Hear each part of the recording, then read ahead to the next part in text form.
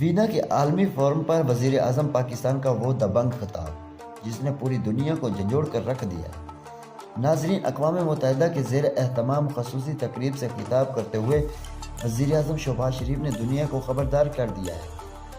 حل طلب سیاسی تنازعات اس وقت پوری دنیا کو بارود کے ڈھیر میں تبدیل کر رہا ہے۔ وزیر اعظم شہباز شریف کا کہنا تھا کہ اگر پائیدار ترقی عدل اور انصاف پر مبنی نہ ہوئی تو عالمی امن ہمیشہ کے لیے ایک خواب ہی رہے گا۔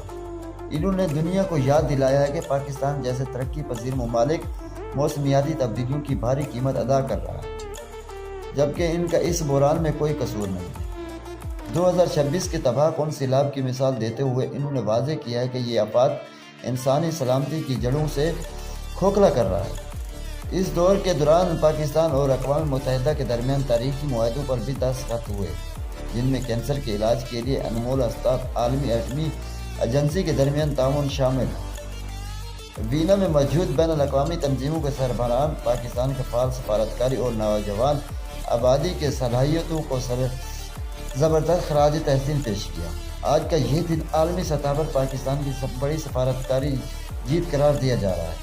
مزید تفصیلات کے لیے دیکھتے رہیں جناب ایچ ڈی نیوز۔ اس رپورٹ کو شیئر کریں کہ عالمی سطح پر پاکستان کی آواز بنائیں۔